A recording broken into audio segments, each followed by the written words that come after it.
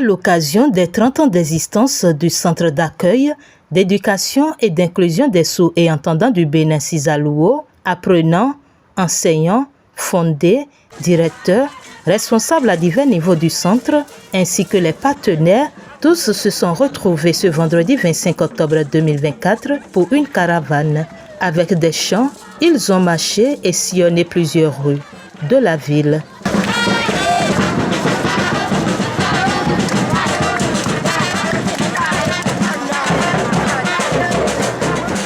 Avec des messages forts et plein de sens sur les affiches, cette caravane a échoué au centre.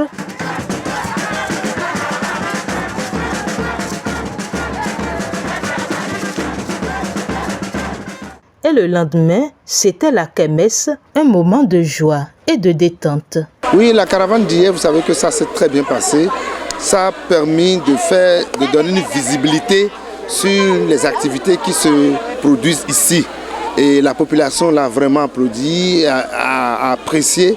Et nous avons eu les échos. Vous avez vu, hein, on a fait plusieurs kilomètres de marche. Et c'est très intéressant. Les enfants l'ont vraiment aimé. Vous avez vu, on a été accompagné par quelques partenaires. Les parents d'élèves ont répondu nombreux. Et avec les enfants, les professeurs, vous avez vu, tous ont répondu présents et ont participé activement à cette marche-là. C'était seulement pour annoncer les couleurs. C'était pour donner et montrer à la population les différentes activités qui se produisent ici. Et comme vous le voyez, aujourd'hui, c'est la kermesse. Et demain, ça sera la messe d'action de grâce. Et après-demain, le lundi, nous allons ouvrir le bal du colloque. Les partenaires se sont également prononcés. Ça fait 30 ans que j'ai rencontré Raymond Sekpong qui m'a expliqué donc son histoire et l'histoire de son école. À la fois les richesses de son école mais aussi les difficultés. Sa volonté d'avoir des partenaires en Belgique, ce que nous avons pu trouver, puis c'est unique dans le monde francophone. Parce que scolariser en même temps des enfants sourds et des entendants, je crois que ça n'existe dans aucun pays francophone à ma connaissance. En tout cas, pas en Belgique. 30 ans déjà, c'est beau pour une école d'avoir pu vivre aussi longtemps.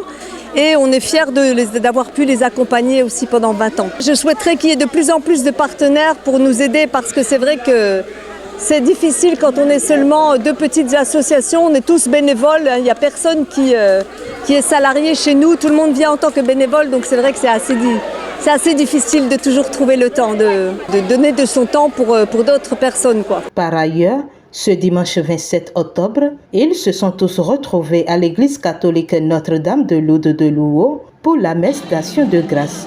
Un moment chargé d'émotion et de gratitude où ils ont exprimé leur reconnaissance à l'Éternel Dieu pour le chemin parcouru depuis la création de l'école qui a tant apporté à la communauté en matière d'inclusion et d'éducation des sourds et entendants du Bénin.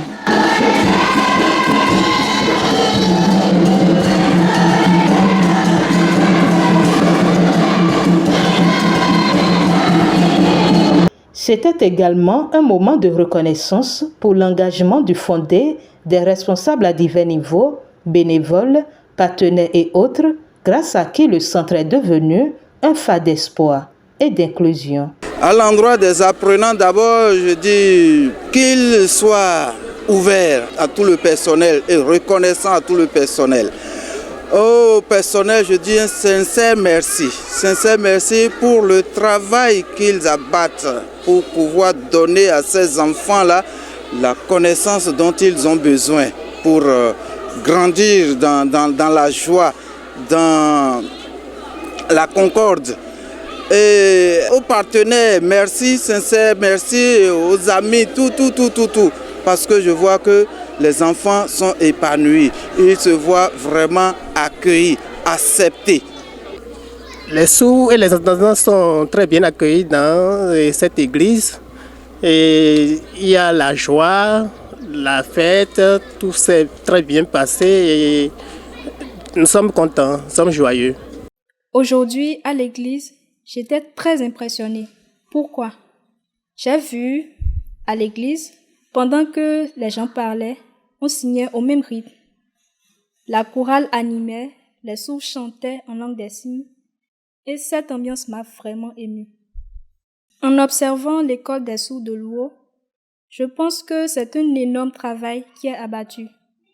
Un travail à encourager pour l'émergence et l'insertion sociale des sourds au Bénin. Je pense que c'est tout un processus. C'est un véritable travail pour l'inclusion des sourds qui leur permet d'étudier jusqu'à l'obtention du bac. Pour cela, le gouvernement doit soutenir l'école des sourds de Louo. J'invite tous les Béninois à apprendre la langue des signes et aussi que la langue des signes soit reconnue officiellement au Bénin. Alors déjà, ils ont réalisé un très beau projet et c'est formidable d'avoir réussi à maintenir ça pendant 30 ans. Mais on leur espère encore une longue vie. Maintenant, nous faisons ce que nous pouvons pour soutenir l'école, mais il faut aussi que les structures béninoises appuient. C'est une école on développe des parrainages. On parraine une trentaine d'enfants dans l'école. Mais tout ne peut pas reposer que sur le bénévolat et la bonne volonté des partenaires extérieurs. Et il faudrait vraiment que l'État béninois s'implique davantage pour des subventions et reconnaisse la langue des signes comme une langue officielle. Bien, je pense que c'est clair que depuis les 30 dernières années, l'école est venue en aide à plusieurs enfants. Donc, je pense que c'est une initiative qui devrait être davantage promovue pour qu'il y ait plus d'écoles de ce genre, puis que l'inclusion soit faite pas seulement dans les écoles, mais dans la communauté en général, parce que ces enfants-là ont leur place, ont les capacités aussi d'être sur le marché du travail, de s'exprimer, puis de participer à différentes activités. Donc, c'est vraiment une belle initiative de la part de l'école, puis ça fait déjà 30 ans, puis je pense qu'il y a encore beaucoup à faire, puis beaucoup à offrir à ces jeunes-là. Vraiment bravo pour cette initiative. La création de l'école, comme Amanda a dit, a dû changer plusieurs vies. Puis je crois que tous les enfants en sont reconnaissants. Et voilà, ça nous donne un désir d'apprendre à signer. Vraiment.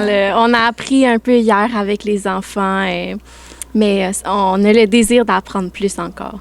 Je pense qu'il faut beaucoup d'amour, beaucoup de temps pour le personnel. Donc, félicitations à tous. Puis j'espère qu'ils vont continuer de s'investir et de prendre le temps pour ces jeunes qui sont souvent mis à l'écart et tout. Bravo à ce beau projet qui est là depuis déjà 30 ans. Je trouve ça fantastique et c'est ça. Voilà. Notifions qu'après la messe, les regards sont tournés vers le colloque international sur l'inclusion prévu pour démarrer le lundi 28 octobre 2024